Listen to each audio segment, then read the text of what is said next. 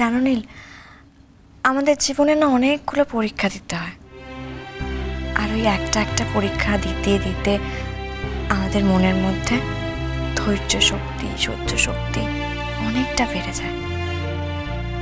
আর একদিন আমরা আমাদের গোল মানে আমাদের সে সব থেকে ভালো মুহূর্তটায় পৌঁছই।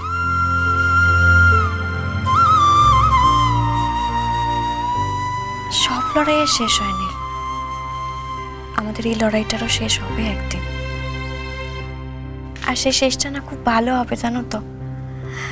শান্তি কাকিমা তার সমস্ত ভুল বুঝতে পারবে, সবকিছু ঠিকভাবে জানতে শিখবে, বুঝতে শিখবে।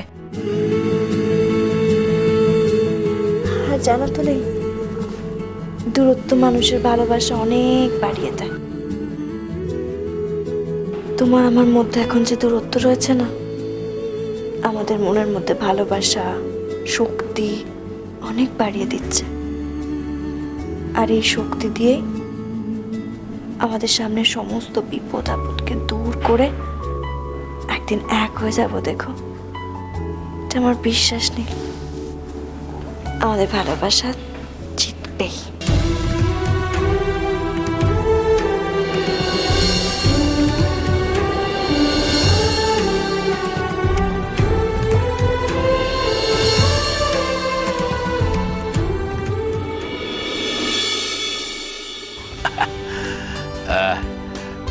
দাদা, কি ব্যাপার বলো তো, বৌদিকে দেখছি না। হ্যাঁ, এই তো পল্লবী এসে গেছে, ওই খবর দিতে পারবে।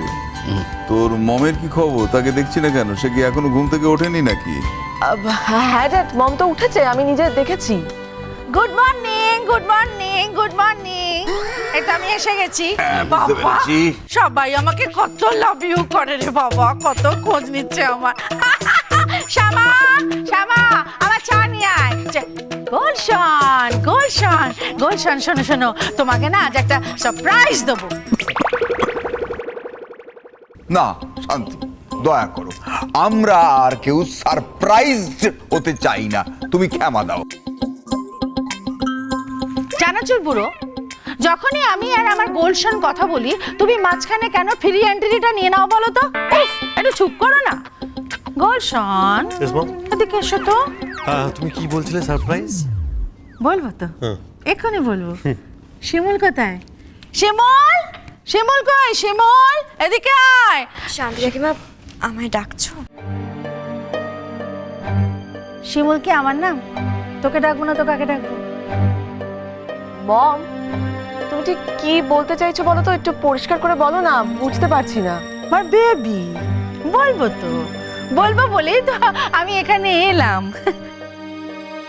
মাই শন, আচ্ছা কদিন ধরে দেখছি তোমার আর শিমুলের মধ্যে মোটে বনিবনা নেই, রোজই তো প্রায় ঝগড়া হচ্ছে দুজনের, তাই না?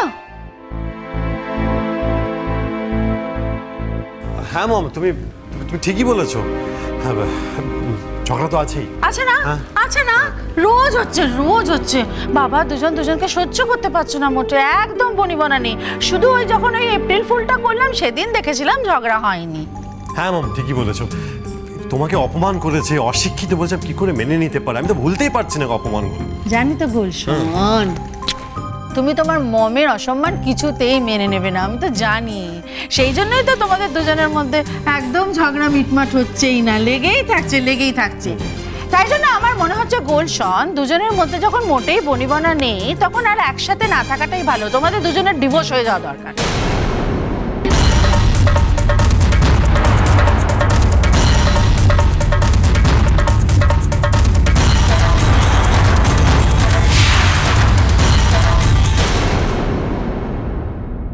কি কি পাগলামি করছো শান্তি? আমি তোমাকে সাবধান করে দিচ্ছি, তোমার মাথার এই ভুল ভাবনাগুলো বার করে দাও। আরে ভুল ভাবনার কি আছে? আমি তো ঠিকই বলছি, তুমি তো শুনছো, গুলশান বলছে তো ও মোটে এখন শিমুলকে পছন্দ করছে না। তা দুজনের মধ্যে যখন বনিবনা হচ্ছে না, তখন একসাথে থাকা থেকে আলাদা থাকাটাই শ্রেয়, নয় কি? আরে বাস, শান্তিপ্রিয়া সেন, তুমি তো একের পর এক ধামাকা দিয়ে যাচ্ছ। নীল শিমুলের ডিভোর্স, আনন্দে তো আমার জাস্ট নাচতে ইচ্ছে করছে। কি বলছো এটা? কেন গুলশান, আমি ভুল কি বলছি? তুমি তো বললে, এক্ষুনি বললে না যে তুমি শিমুলকে পছন্দ করো না, বললে না? বলো।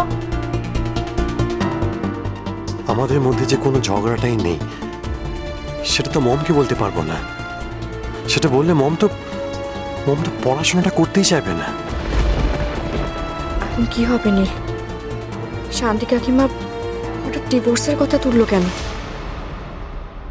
কি হলো গুলশান, চুপ করে আছো কেন? বলো বলো, কিছু তো বলো। মম তুমি যেটা বলছো ঠিকই বলছো। হ্যাঁ, আমি তো জানি আমি ঠিক বলছি। বাঁচা গেছে বাবা, সেই জন্য আমি উকিল বাবুকে কাগজপত্র নিয়ে আসতে বলে দিচ্ছি।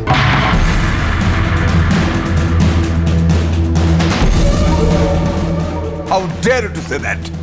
এখানে এখন আমি বেঁচে আছি, তুমি আমার পারমিশন ছাড়া উকিলকে ডাকো কি করে? আমি আবারও তোমায় সাবধান করে দিচ্ছি শান্তি, তোমার পাগলামি যেন কোনোভাবেই ছেলে মেয়ে দুটোর জীবন নষ্ট না করে, তাহলে আমি তোমায় ছেড়ে কথা বলবো না। এ বাবা জানাচ্ছে পুরো, তুমি কেন এত রেগে যাচ্ছ? আরে বাবা, গুলশান তো বারবার বলছে, সবার সামনে নিজের মুখে বলছে ও শিমুলকে এখন মোটে পছন্দ করে না। কেন বুঝতে পারছো না বলো তো? দুটো মানুষ যারা পাশাপাশি রয়েছে তারা যদি একে অপরকে পছন্দ না করে, তাদের আলাদা হয়ে থাকাটাই ভালো। একসাথে থাকলে বরঞ্চ জীবনটা নষ্ট হয়ে যাবে। শান্তি কাকিমা, নীল আমাকে পছন্দ করে কিনা আমি জানি না, তবে আমি নীলকে খুব ভালোবাসি। ছোটবেলায় প্রথম যেদিনকে ভালোবাসার শব্দটা মানে জানতে পেরেছি না, তবে থেকে আমার ভালোবাসা নীল। আমি ওকে ছাড়া কিছু ভাবতে পারি না শান্তি কাকিমা। আমি চুপ।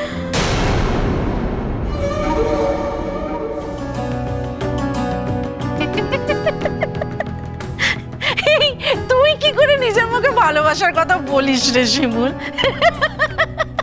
আচ্ছা, তুই তো বলতি তুই ছোটবেলায় শান্তি কাকিমাকে খুব ভালোবাসতিস, বলতিস না? সেই শান্তি কাকিমাকে এক গা লোকের সামনে পুলিশ ডেকে কি বড় অপমান করেছিলি। ভালোবাসলে করা যায় বুঝি?